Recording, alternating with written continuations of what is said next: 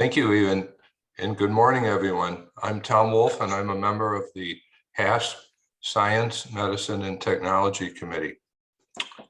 Before I introduce Dr. Reynolds, I want to apologize for a mistake.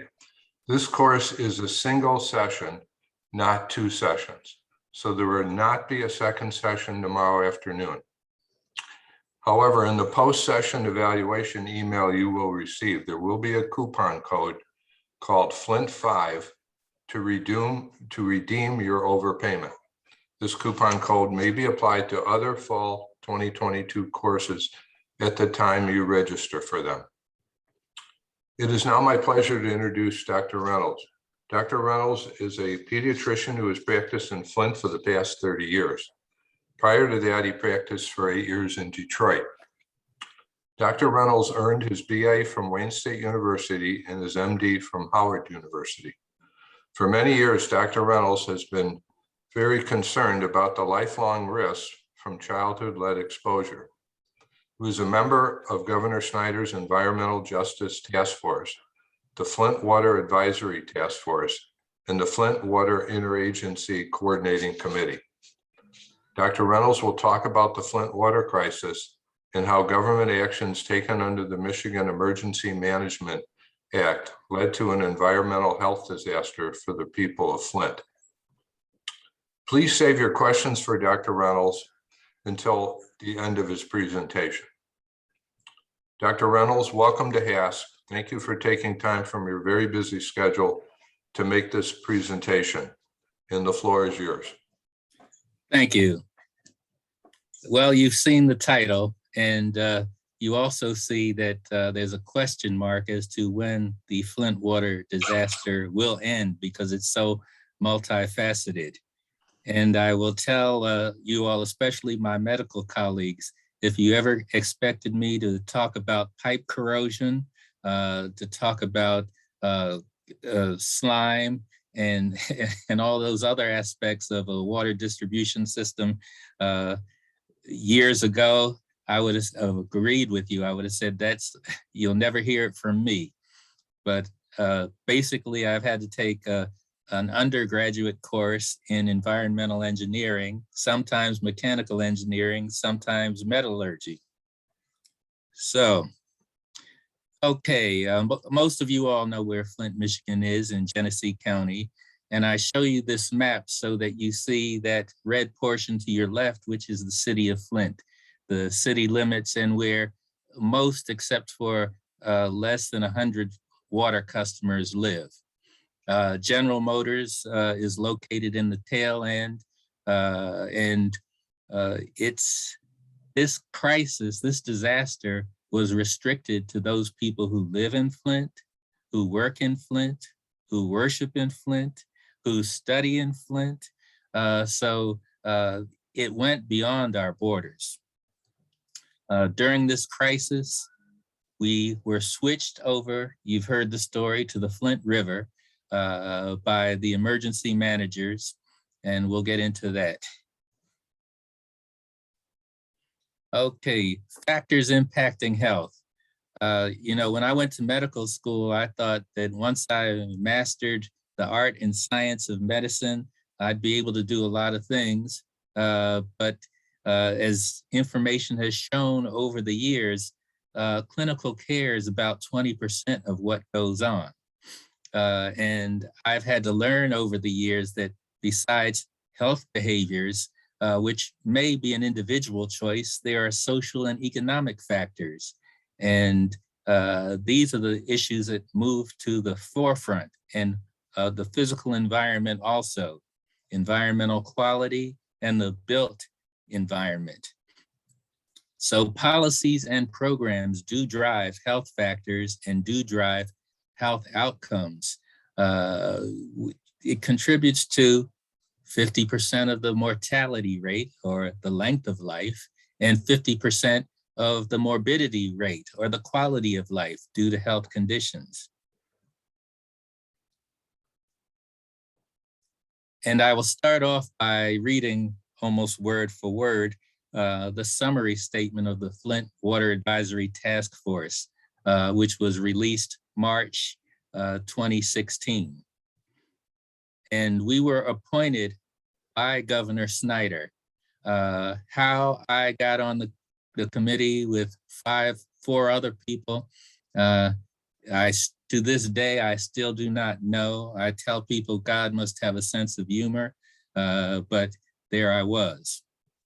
Because our summaries did not, well, it was a pretty harsh indictment of that administration, especially in regard to the water crisis. And you can read for yourself. It's a story of government failure, intransigence, unpreparedness, delay, inaction, and environmental injustice. It occurred when state-appointed emergency managers had replaced local representative decision-making. And if you think back, the voters of Michigan repealed or had the emergency manager law eliminated by vote. And somehow later that year in December, in what we call the lame duck session, the legislature attached the emergency manager regulations to a budgetary law, which could not be taken as a petition and would not be open to vote of the citizens of Michigan. So that was the beginning, but maybe we should go back a little further and talk about the ending of revenue sharing with municipalities. Many people will say, well, the municipalities overspent for years, and that may be true, but a lot of the burden was legacy costs, number one. Number two, we've forgotten what we learned during the Roosevelt administration, where there was a massive investment in infrastructure. And so the benefits that we enjoyed as boomers, as Tom Wolf was talking about earlier, as boomers, we enjoyed those benefits, but we failed to pass those benefits on to the next generation. It's also a story of something that did work, and that was citizen engagement. I met people I never expected to meet, protest, knowledgeable experts' willingness to question and challenge government leadership, and a free press that utilized the tools that enable investigative journalism. And I'd definitely like to call out Ron Fonger, who is a Flint Journal reporter. And there were also members of the ACLU who were actively involved in investigations.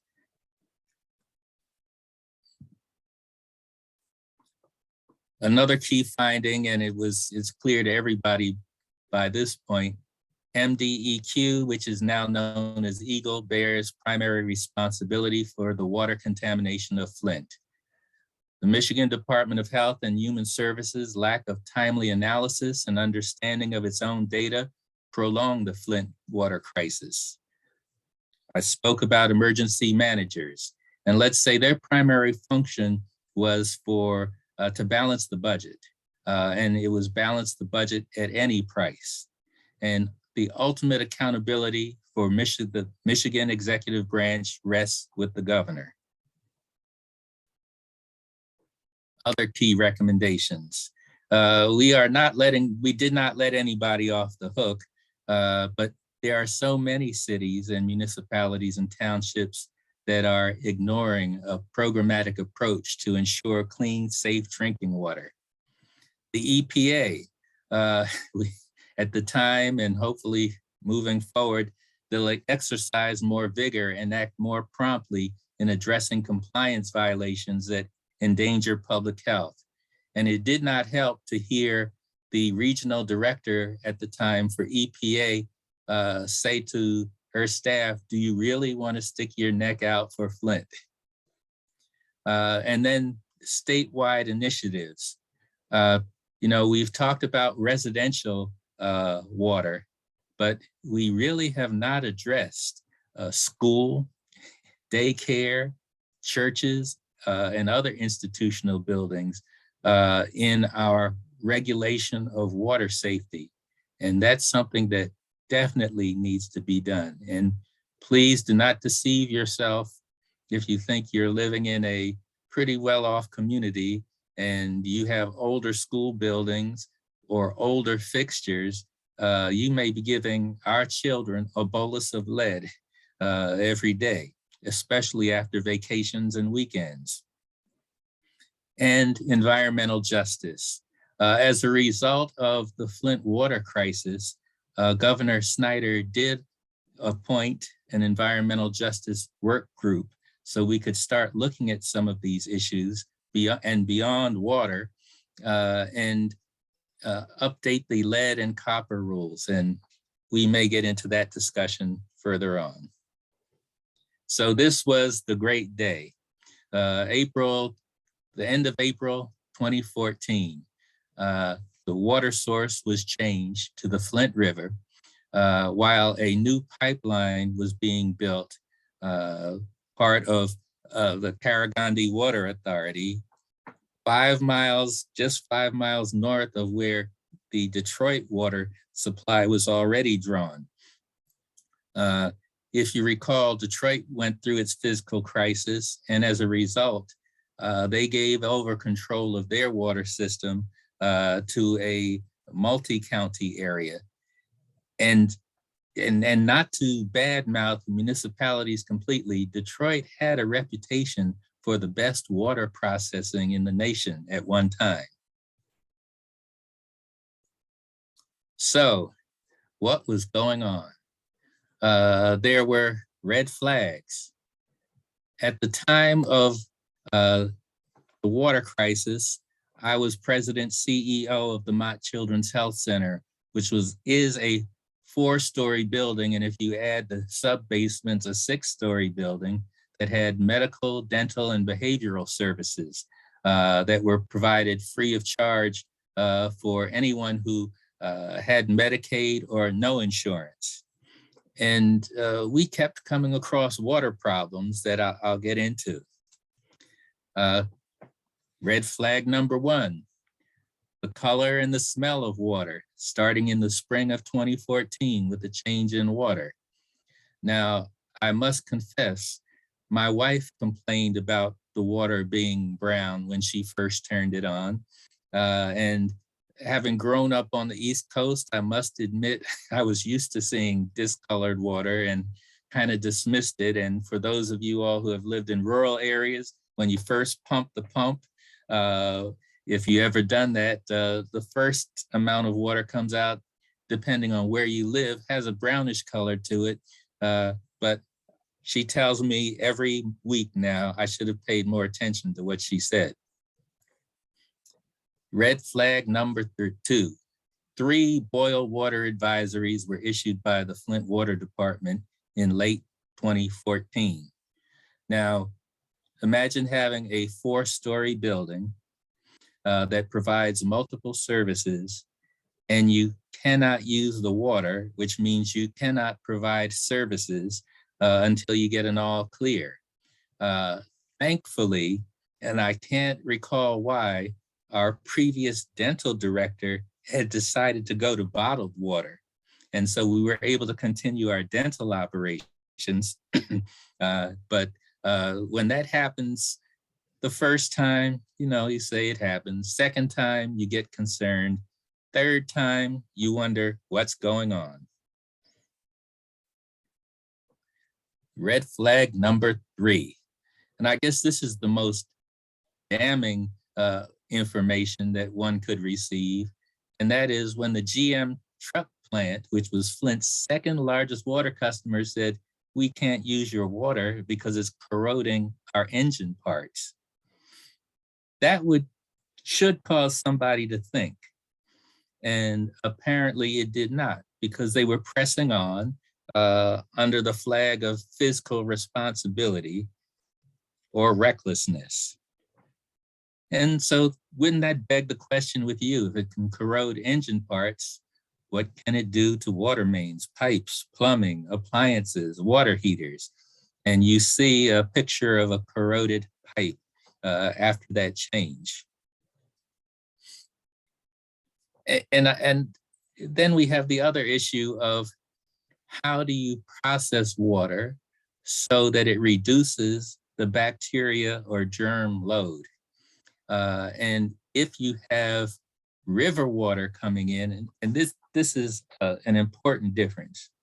When you're drawing water from a deep lake, you don't have as much organic matter in the water.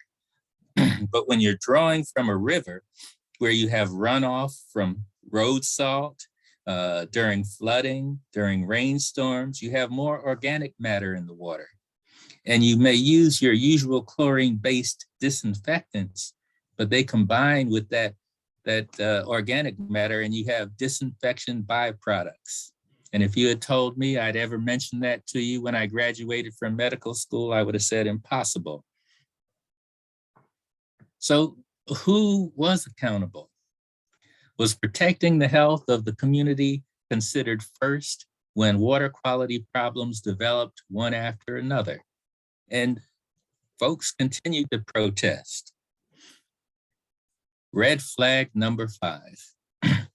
No anti-corrosive chemicals were added to the Flint processed water as Detroit had done before April 2014.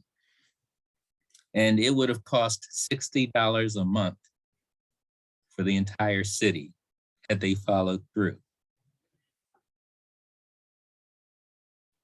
And for those of you who have any questions about water distribution systems and how it gets to buildings and residences, this is just a quick cartoon that'll give you an idea. The water is drawn from the river. It is treated. And I remember being at a technical advisory committee in our city hall, and one of the engineering firm's representatives said, "I don't know why you're complaining. The water, when it leaves our plant, is completely up to standard and it meets all guarantees." And that representative is now involved in an ongoing case that's been going on for the last 4 to 6 years. So the water leaves the plant and gets into the water mains, and that'll be our next topic. And then it gets to the service lines that go to your home. Now, some of these water lines, especially if the home was built before 1986, lead solder was used. And it can leach into the water under certain circumstances. And that is the heart of the problem, at least locally. So when we looked at the amount of lead in water, comparing the Detroit sourced water and the Flint River sourced water, if you see 158 parts per billion recorded by Virginia Tech study in Flint's 8th ward, that's way beyond the 15 parts per billion that's even tolerated by MDEQ and Eagle. When it reaches the level of 5, the EPA calls it a cause for concern. And the Flint River water was 27 parts per billion in homes. And the worst case scenario was 13,000 parts per billion. Now, you would say, okay, how many homes had this? Well, how can you test every single home in the city? And then, as we learned later on, are we testing our schools, our churches, our commercial buildings? We have no idea. So there were loopholes in the federal lead and copper rules. Okay, and this slide is just to give you an idea of elevated blood lead levels in children before and after the water change source. So the first bar is before, the second bar is after. And there were some wards that were hit particularly hard.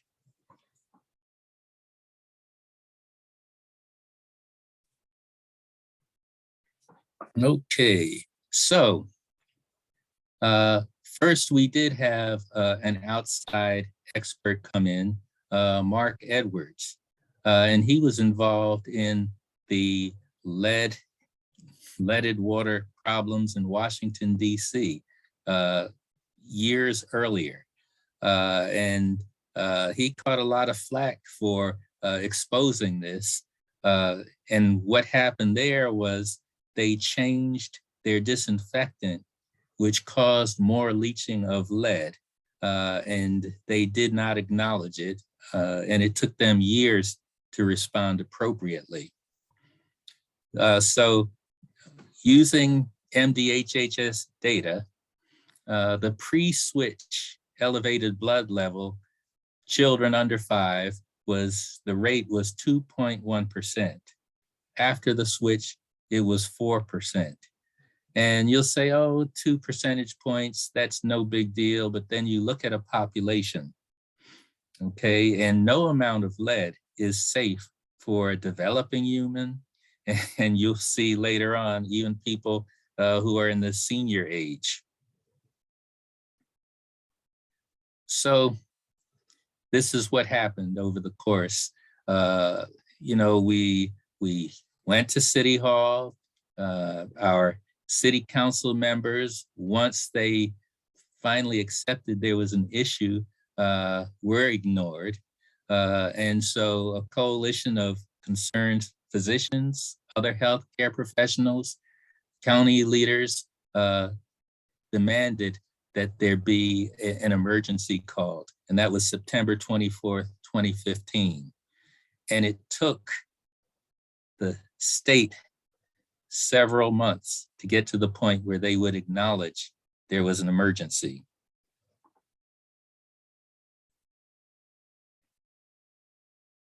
In response to that news conference that we held at Hurley Hospital, you see the response from Brad Werfel, who was a spokesman for what was known then as the MDEQ.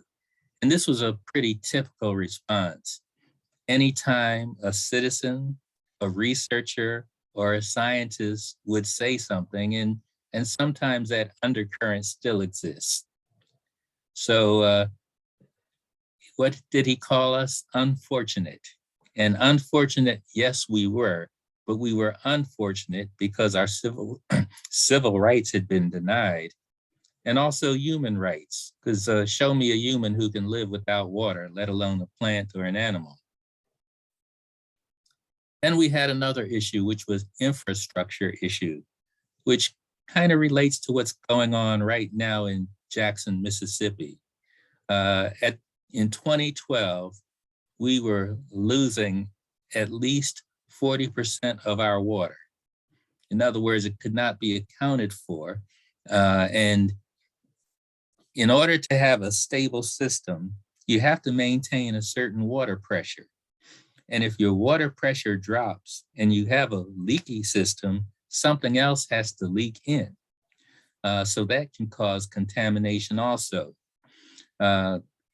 It goes beyond this, because then we talk about dead-end loops where water goes and there's no way for it to continue circulating. And there are parts of our city where there are no longer houses, but water is still there. And then the distribution system has valves that control the flow of water. And if they're not working properly, if they close, you have water stagnating. And as water stagnates, the chlorine level goes down. So your disinfectant becomes less effective.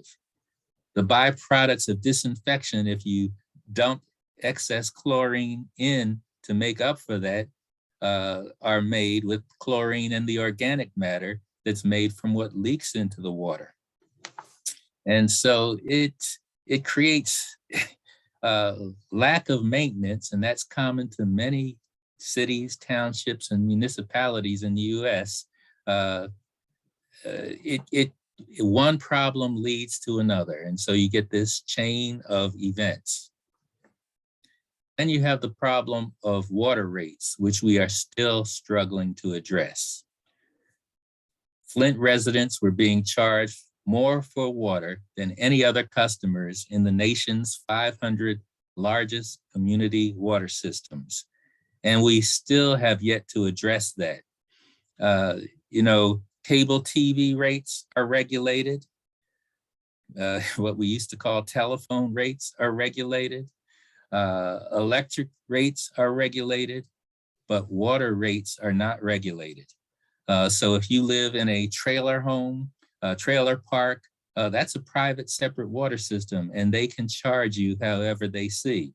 Well, the same thing happens in cities. In the city of Flint, we did have a law that said a rate can't be increased by more than 35%, but it was done nonetheless prior to the emergency managers. And when one of our city councilmen and his attorney went to court, we still have yet to resolve that agreement. And that's not an unusual situation because you still have to maintain a system until you figure out how to downsize. And you still have those legacy costs for your prior staff. And if you can't pay staff adequately, you can't attract the experts and the skilled staff you need to maintain your water system. And that just gives you an idea of what the average water bill was in 2015. And if you all could reflect, I see Kalamazoo there. And this is of 500 cities across the US. And this data is 7 years old. So right now my water bill averages around $90 a month. Only because we only have 2 people in the house. And this is Attorney Val Washington, a former a judge who has been trying to get a ruling on the legality of increasing water rates beyond what is allowed by law in the city of Flint. So we move on to part 2. Oh, I didn't talk about pipes because it gets a little more complicated than that. If you look at a pipe, there is a layer inside the pipe because, we think water flows through and everything's clean and there's no problem. But bacteria are very hardy and they produce a slime level and a biofilm, which seals them in and protects them against disinfectants. Now, if you have a water system problem where your water is just stagnant and you flush it aggressively, you disrupt that biofilm. It's like us trying to brush the tartar off our teeth every morning. Well, we swallow it and spit it out, but in a water system, it just goes through the system and it has to go somewhere. And some of the bacteria that are protected from disinfectants by this biofilm and slime are released into the water. And one of them is Legionella, which causes Legionnaire's disease. And yes, we did have an outbreak of Legionnaire's disease or legionellosis related to the water system problems. And I will tell you all quite frankly, before the crisis, before we had automated equipment to add chlorine, chlorine was just being dumped through a hole in a floor in the Flint water plant. And understand that the Flint water plant was a backup water system for the Detroit system. And it only ran 2 weeks a year just to check that everything was working functionally. But that was not a sufficient system of checks for us to avoid the problems that we faced later. So I show this slide because, many times we talk about, well, we treat people equally. And equally means everybody gets the same stool to stand on. And you see that may not work for different people in different circumstances. But when we talk about equity, we're talking about giving everybody the ability to look over the fence, look over and see the horizon. So Genesee County Health Rankings. Well, this is for 83 counties in the state of Michigan. If you look at clinical care, we rank 20th based on our facilities and our staff. When you look at outcomes, morbidity, mortality, quality of life, other health factors, we have pretty much ranked in the last 8 counties in the state.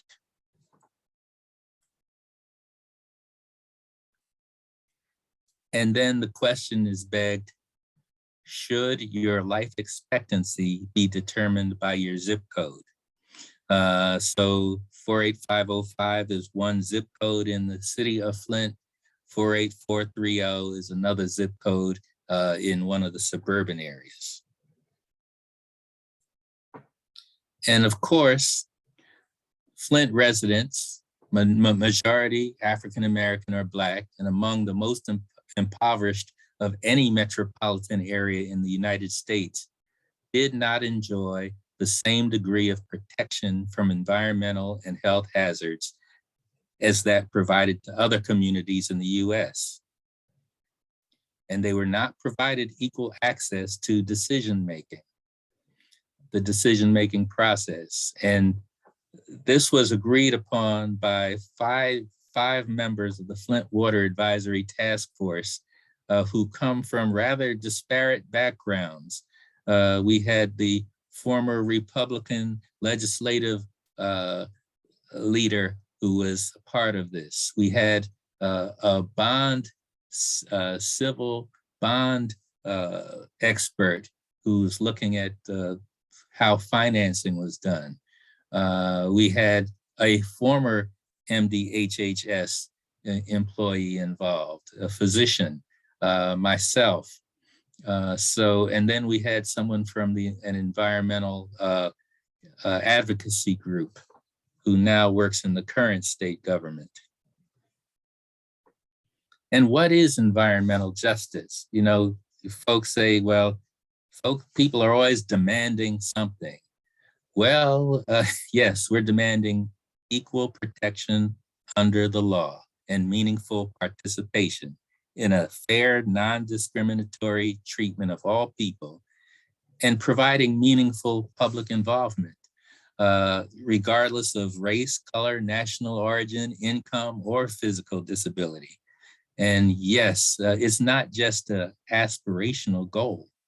It is something that you may find yourself in one place in one part of your life and another place in another part of your life.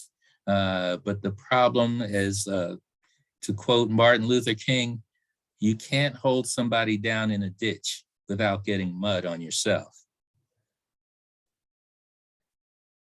And then there are life course challenges.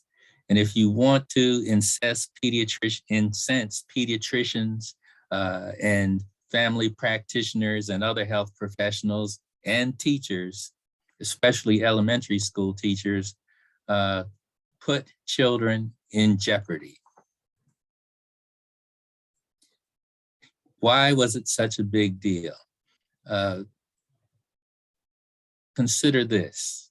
You just had a baby. You may be breastfeeding, but most moms are formula feeding. They're mixing the powder with water from their faucet, and everything a baby consumes for the first 6 months is primarily formula. And thereafter, it's still formula till about 12 months of age. And there is a risk of a mom who's consuming leaded water passing that lead on in breast milk. So here at the most crucial time of brain development, we have exposed a whole cohort of children to lead poisoning.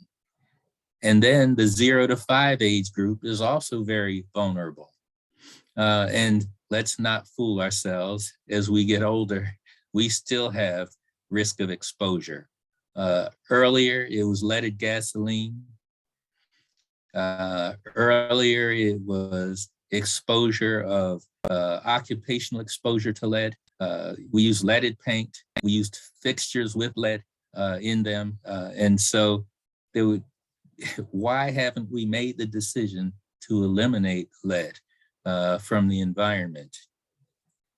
And when I returned to my wife's childhood neighborhood, one of the neighbors came out and said, "Oh, so you have a lead problem in Flint." Well, we had a lead smelting operation that was burning batteries down the street from here in Northeast Detroit. And we had a lawsuit going also for contaminating our soil around our households. So these are things. And then when the lawsuit started, what did the company do? They moved to Mexico. So these are not new issues. These are issues that have not been addressed. And in environmental justice, we talk about fence line communities, communities along the fence. They could be housing developments, they could be farms, they could be folks who live in what they think are safe rural areas being exposed to chemicals like PFAS without their knowledge, and sending our children to schools where our fixtures have not been updated and the water has not been tested. Now, this is an old slide. However, it talks about how long lead, the half-life of lead is in the blood, and it's about 28 to 35 days. So if you say we have a lead problem and we need to test the kids, if you don't do it within that window, you are not going to get an accurate level of what's going on. And 99% of the blood, 99% of the lead is in red blood cells and 1% is in the plasma, and it's always moving. And then it also goes to the bone. So as you age, as we adults, we store more lead in our bones than children do. Now, what is supposed to happen is the blood lead reference value is supposed to be revised every 4 years by the CDC. And for a while, that wasn't happening. And so 97.5% of the children had to have blood lead levels below this level of concern or this reference value. And now it is 3.5 micrograms per deciliter.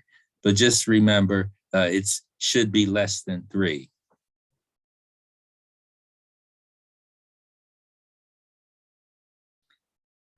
And this is a brief summary of the mechanisms of lead toxicity. And the basic problem is this: lead competes with calcium. Calcium has a role in mitochondrial functioning. Calcium has a role in maintaining the membrane integrity. And it also lead also substitutes for zinc in a variety of zinc-mediated processes. And so it leads to the accumulation of lead in the brain, and there are cells, astrocytes, that accumulate this lead. So there's this, then you have the problem of lead that is sequestered in bone as we age, just like in our teeth. It gets mobilized when we have a insufficient amount of iron and calcium in our diets. And the half-life of lead, we talk about in blood, but in the brain, it's 2 years. So imagine having exposed a cohort of children for 2 years to lead-contaminated water. Okay, and depending on what type of bone, it will determine how long lead will be in that bone. But once again, when you're under the stress of pregnancy, disease, and you have insufficient iron and calcium, lead will be mobilized and re-enter the blood and soft tissue organs. So we still are at risk, even at our age.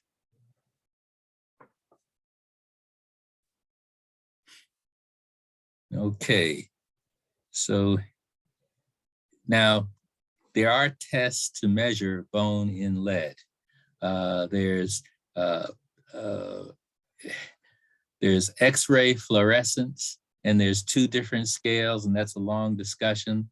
And you should know that there is a lawsuit, a civil class action suit that is being resolved where, and here's the paradox, the plaintiff's attorneys took industrial equipment that was not approved for use in humans by the manufacturer, that when environmental engineers and other engineers use it to test their products, have people wear a badge that will detect radiation, and they wear a leaded apron, and they're not allowed to point it at anybody. The plaintiff's lawyers were using this to determine how much lead was in the bones of over 3,000 Flint residents as a part of a settlement to maximize what the payout would be. They failed to register this equipment with the state. It was in federal court, and all parties knew this was happening. And there were, until I filed an objection as a Flint resident, not as an expert witness, until I filed an objection, there was no discussion about this. But we have over 3,000 people who were exposed to radiation. And the response of the attorneys was, well, this is no more radiation than a dentist would expose a child to. And having been part of a dental operation, I would say, well, dentists don't just x-ray anybody for anything. And the court said, well, this was not a medical or health treatment. It was being used to determine the amount that would be paid. To which I asked, well, if you're using it to determine what amount should be paid, you're admitting there was an injury. And if there's an injury, that is a health issue. But apparently that discussion did not resonate. And it's been used. But the biggest offense is, once again, a violation of human rights, a violation of having informed consent. And the issue got worse because they used the logo of Harvard University and New York University College of Medicine in their reports that they gave to families and signed by people, researchers from those institutions. And one would assume then it was sanctioned by these universities, and it was not. And there's still no normal for how you read these results based on age and gender. And once again, why a pediatrician is learning about these things? Well, this is what we do to protect our community. So I talked earlier about bone to blood lead mobilization. It increases during periods of pregnancy, lactation, menopause, physiologic stress, chronic disease, hyperthyroidism, kidney disease, broken bones, and advanced age, during which all of these processes, they're exacerbated by calcium deficiency. So it's, when we say it's just a problem for children, it is not. And we can maintain inner or endogenous sources of lead long after the lead exposure has ended. And here's the most disturbing part, because many times people who disagree with our assessment will say, well, there are only a few kids who had this problem. What are you getting so worked up about? And if you remember the IQ curve, there's been debate of how do you compare it to different populations, but we're looking at an IQ curve, the bell-shaped curve in a similar population. And when you expose kids to lead, you get a 5-point negative shift in IQ at the population level, which will increase the number of children functioning at an extremely low IQ by 57%. And might I add, it also decreases the number of children who are functioning at a higher level or gifted level. So it does have an impact on a population. And once again, I remind you, we're talking about a cohort of newborns. We're talking about a cohort of children under 5. And we're also talking about a cohort of children whose diet may have been insufficient in all the nutrients that we need. And how much does it cost? It's estimated to cost $38,000 a year, $38,000 over 3 years to educate a child with lead poisoning with for the supportive services. So these decisions had a price and had a consequence. And how are we on time now? Let me see. Okay, so 10, Dr. Reynolds. So you have about another half hour or so if you'd like it. All right. So I have more slides. So lowest exposure dose of lead has signs and symptoms. And these are the things that you see. The patient may appear asymptomatic, but the question will come up, well, why are all these little kids having all these problems? Well, and this is what incenses teachers when they found out what we were dealing with. You have decreased learning and memory, lowered IQ, decreased verbal ability, impaired speech and hearing functions, and in some early signs of hyperactivity and ADHD. So yes, remember in the beginning, I talked about clinical care. That does mitigate sometimes, if there's access, problems related to environmental exposures. But many times the environmental exposures, the physical environment, and the effects on healthy development are hidden for years. Because remember, as our children develop, they have different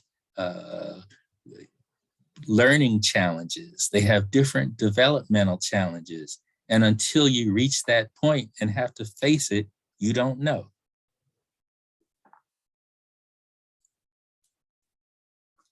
Life course challenges for women of childbearing age.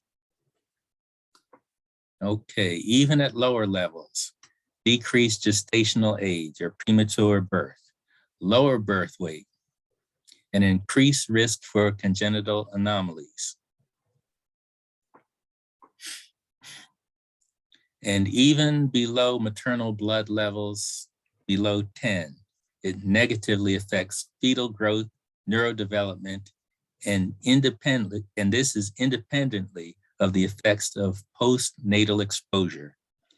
And once again, the exact cause or the exact mechanism remains uncertain.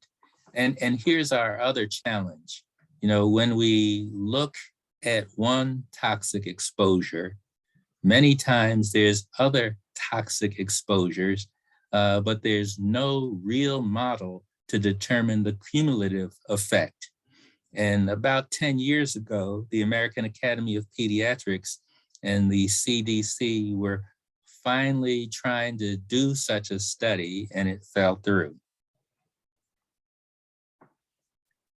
And then we get into folks in our age group. It promotes oxidative stress, which has an effect on the cardiovascular system. And so it damages cells in a similar fashion to how oxygen rusts metal. So it does impair the function in adults. And if you recall, for occupations, it is an occupational risk factor. And companies are supposed to monitor the blood lead levels of their employees, and they're also supposed to provide protective equipment. So there's renal effects and hypertension, there's reproductive problems, and there are developmental problems with their offspring if they're still in the childbearing age. There was a study that identified lead is associated with increased mortality from diseases of the heart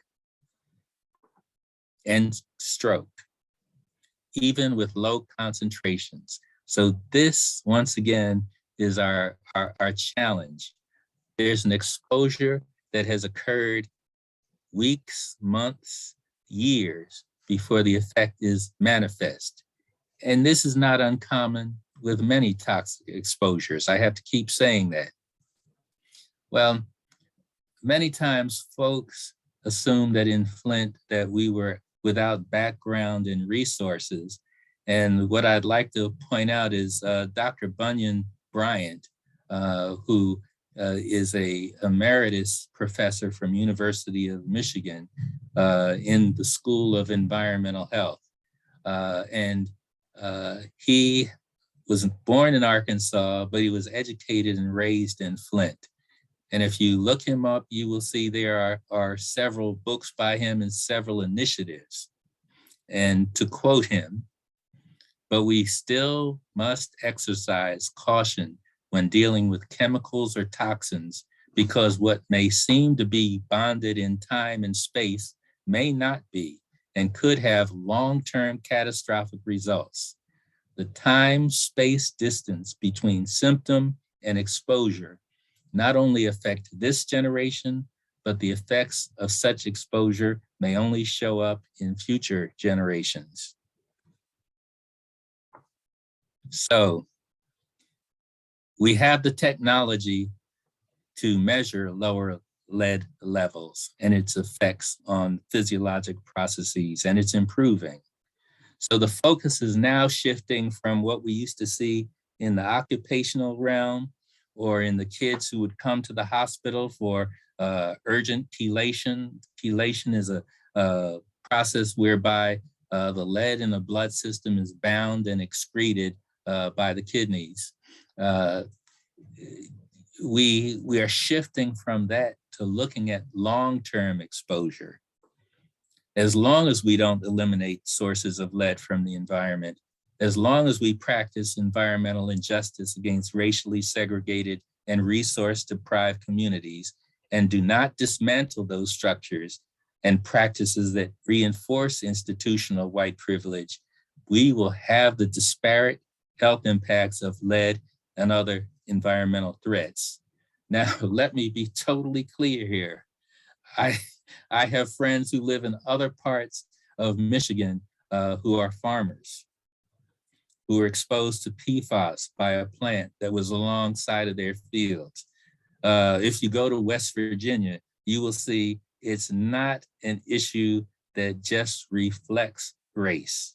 But when you look at the disparate impact, you see how it impedes the progress of specific populations. So this is our request: no more Flints. Thank you for your attention. Thank you, Dr. Reynolds. Well, at this time, we'd like to open it up to any questions that anyone may have. You're welcome to come off mute, but if you can, either use the raise your hand feature or put your question in the chat window so I can call on you in the right order. I thought I saw David Blatt had come off mute. So David, do you have a question that you'd like to start with? Well, that's the question. I was just applauding because Dr. Reynolds, you've been so clear about this, and it's so important and disturbing, and thanks for addressing it. Well, thank you for your listening, and these are things they didn't teach us in medical school. They sure didn't. And if I may, and I have to reinforce the fact, this is part of a collective network of health professionals, engineers, and lawyers. And had we not had that support, uh, and the residents of Flint. And I will say, people will talk about cities like Flint, Saginaw, Pontiac, and Detroit, and be dismissive of their potential. But what they overlook is having participated in unions and organized activities, there were always networks of people who were used to working together. And it was regardless of race, ethnicity, primary language, we learned to work together. I'm not implying it was perfect, but we learned we could not ignore each other. And I should confess at this point, I am the son of a UAW committeeman, so Ford Motor Plant. So I know a little bit, and I did help organize a union of physicians working for the City of Detroit Health Department under the UAW. So having a network is most important for resolving community issues. Thank you, Dr. Reynolds. Dr. Reynolds, can I ask you briefly to hit the stop share button on your screen, so that way we can see everyone a little bit larger and we can minimize that screen there. And where did that button go? I have to move the photos, and there it is. Oh, there. Should be a red. There we go. Now we can see everyone a little bit clearer. Thank you for my tutorial. It looks like Barbara Bright has a question. So Barbara, why don't you go ahead and address your question, Dr. Reynolds, please. Thank you. I was in a HASC book group a number of years ago, and we read What the Eyes Don't See by Dr. Mona Hanna-Attisha, which was really my first introduction into how hard it was to get this crisis brought to the forefront. But one thing I'm interested in when you talk about the special education needs of these students, so now we're a number of years away from the beginning of this, and I think the figure was 38,000 for every 3 years. Yes. So how is that working? Where is that money? I'm laughing because, this is the United States. So for every problem, there is a financial issue. And it was about 2 years ago, the Flint community schools had to take the intermediate school district to court to get an agreement on how Flint would be compensated from special education funds to address this.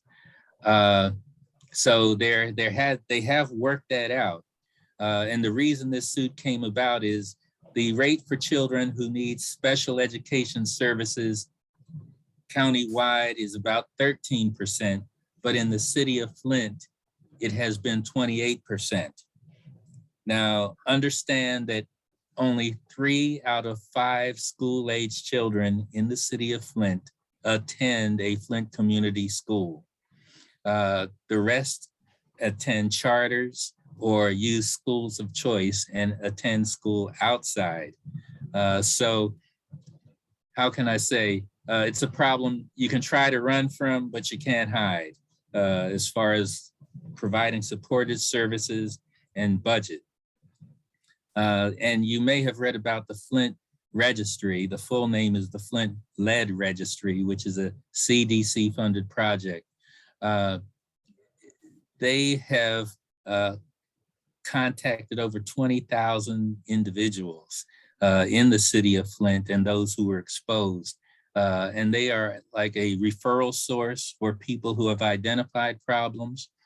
But we also have under our Genesee Health System, which is what used to be called community mental health. They have opened a Center for Neurodevelopmental Excellence so that they can do evaluations of children and see how it's affected their day-to-day functioning. So it's not all academic, it's also behavioral. The challenge there is attracting skilled and the appropriate professionals. So, sometimes it's why come to Flint if you can go to Chicago? Thank you, Barbara. Looks like Louis Morel has his hand up. Louis, you want to come off mute and address Dr. Reynolds your question? Good morning, Dr. Reynolds. Good morning. I actually have 3 questions. You showed some data earlier about blood levels or lead blood levels before the switch and after the switch. Yes. So how, in the course of what program were those data acquired before the switch to the river water? Thank you for that. That's the easiest one. State Medicaid rules require that all children who are eligible for Medicaid and have services paid for by Medicaid are screened at least twice, somewhere between 9 and 12 months, and then again before 2 years of age.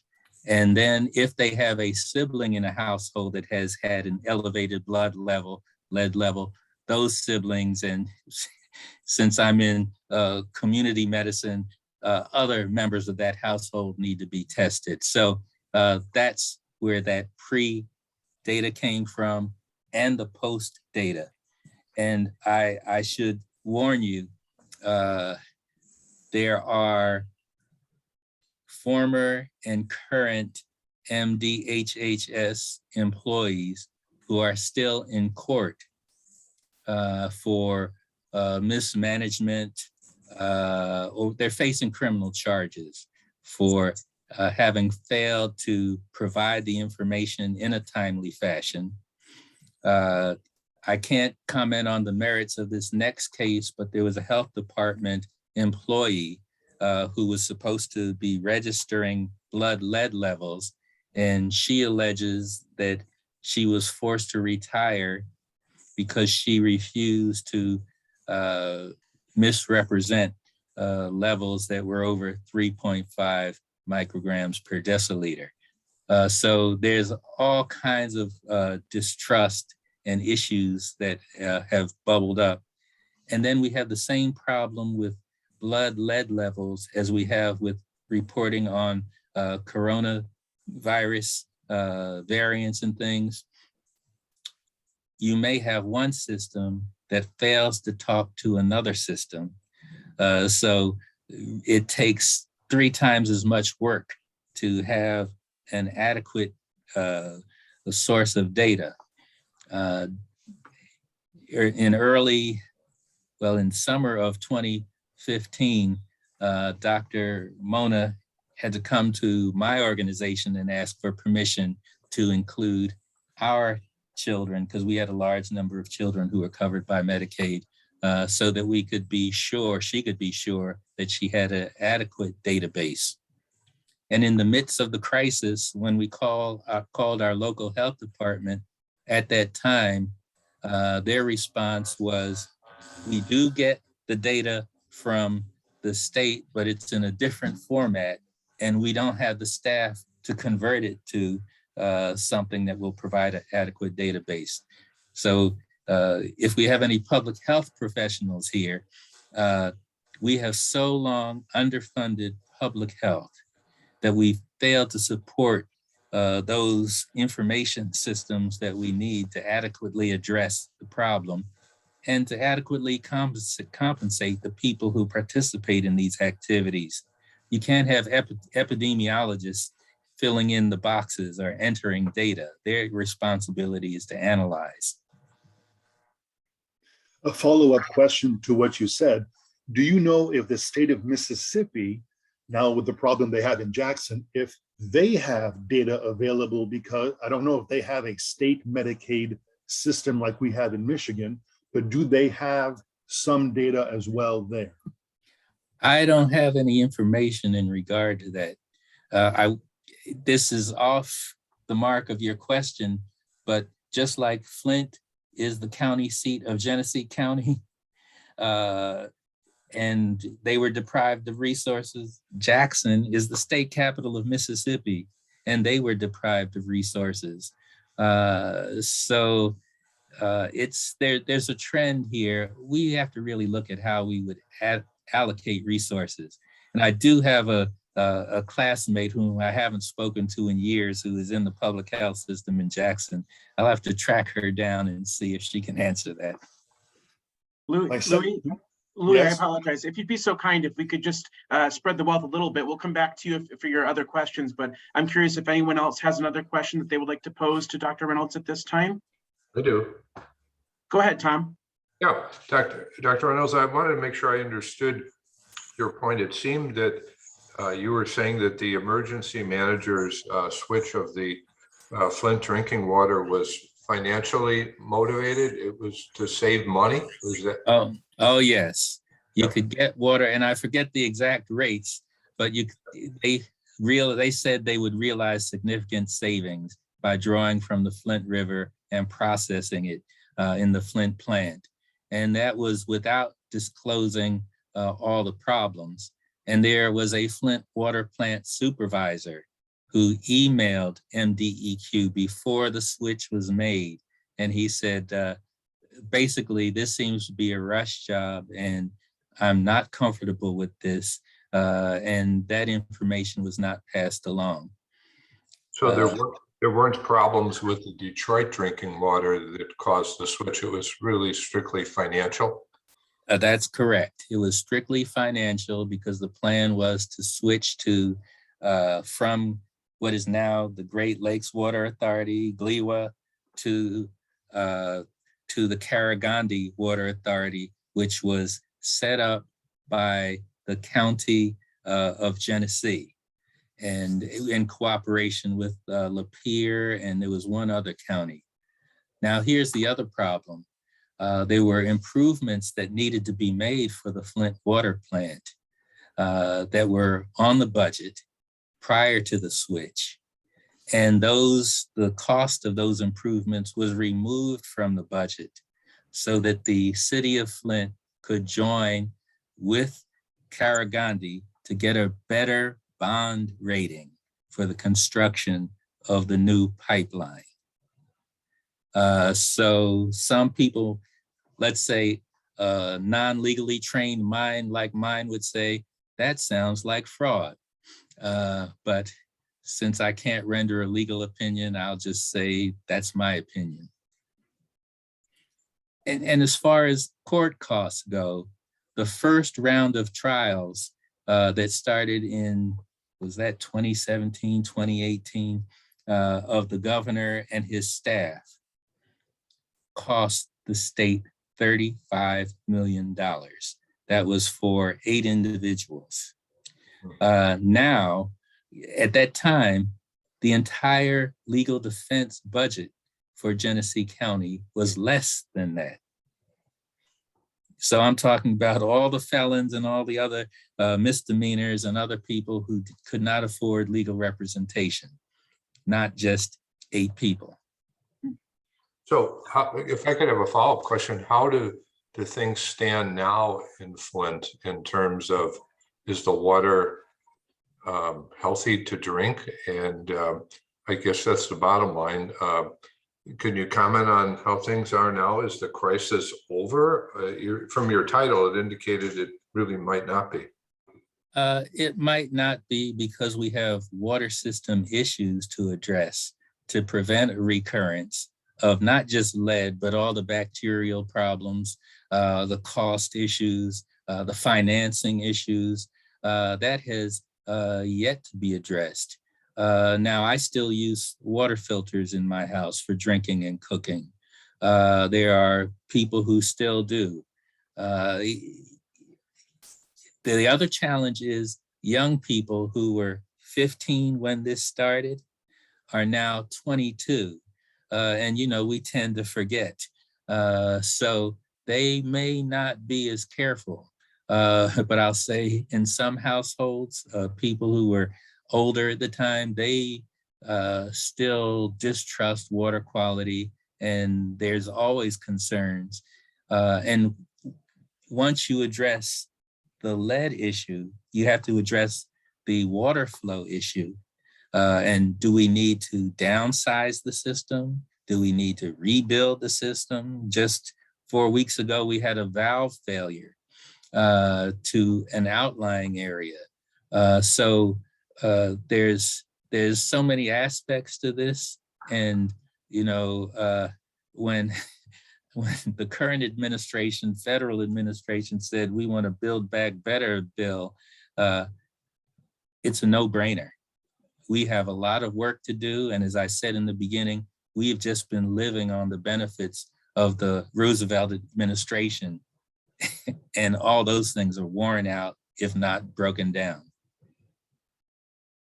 Thank you, Dr. Reynolds, and thank you for the questions, Tom. I want to go back to Louis for question 2 of 3. Right. So the first question has to do with chelating lead that's in the blood. Could you briefly describe what compound is used, how it's administered, and how long it takes to actually rid the blood of lead? You know, I actually don't do that procedure, but it's done in the hospital. It's IV, and the compound does not come to mind, because usually those cases we would turn over to anyone who has the expertise in toxicology. It's a matter of a couple of days, but then once you chelate, you mobilize the lead that's in the bone. So you have to continue to monitor the blood lead levels. And then you have to prevent re-exposure, because that's the other broken link in the chain. How do we make sure, and we have Flint Healthy Homes, and it's actually a statewide program and federal, where you have inspection, you should have inspection of homes, paint, property. And now even some of the banks are saying, we want results of your lead testing water in water. And that may, that has significant impact, because you're testing people over which they have no control. Mm-hmm. And thank you, Frank Kearney. He supplied the answer, EDTA. It is EDTA, okay. I didn't know if there was another compound used or not. And the final question is also in the same realm. My question has to do with the heavy metals, in this case, lead, crossing the blood-brain barrier. So under what form does it do that? I had a whole presentation on that. Let me see if I can pull it up. How does it get across the blood-brain barrier? It's not fully developed in younger children. That's one way that happens. Okay. Okay, thank you. Mm-hmm. Thanks, Louis. Any other questions from anyone joining in the call right now for Dr. Reynolds? Yeah, I had another one, Ian, and that is, Dr. Reynolds, the surprising thing to some was the lack of responsiveness once it became reasonably apparent that the water wasn't good and drinkable. And you dealt with some of the state officials during that time, I assume. What was your feeling about why they had such a hard time giving credence to what seemed to be obvious? Was it political? Was it racial? Was it class? Was it just what was it? Did you get any sense of that? I would say those people were not Trumpers, who were really out there. Governor Snyder, overall, I think was a decent governor, and but this is such a big negative on his administration. What do you think was accounting for that? Why was there such a blind spot? It depends on what lens you use to look at a problem. And if your primary focus is on the dollars, fiscal accountability, and you're not looking at health in all policies or the health impact of your fiscal decisions, it will allow you to do such a thing. And as I said earlier, at least 57% of the communities of color in the state of Michigan, the population was under emergency management. And yes, there was Lincoln Park and a couple of other cities, but 15% of the population of color was under emergency management. And so, sometimes it doesn't matter what your intentions are, it's what the effect is. And some of those people I had worked with on lead issues before the crisis. And if you could only imagine how shocked and hurt I was to hear about what they did to bury this information. Just before Dr. Hannah Atisha and I helped organize the press conference, we were calling the state, both DEQ and HHS, people in HHS that we knew, asking for information. And those folks were always out of the office or in a meeting. During the well, I call it an investigation, but functioning as an advisory committee, and we were going around asking, what did you know and when did you know it? We got an answer from the head of HHS at the time, oh, that's over with. We don't need to worry about that anymore.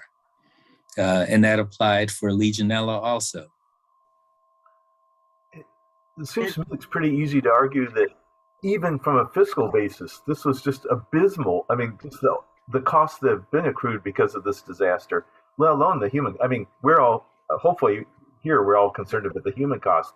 But even money-wise, these guys were so blinded by not caring about the people in Flint that the costs that they have accrued are just staggering compared to what they could have done, right? Oh yes, and now we have that issue in Hamtramck. It's come forward, Benton Harbor.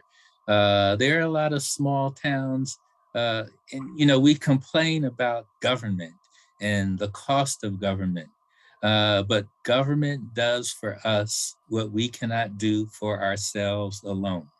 Isn't that what Abraham Lincoln said? But that is the function of government.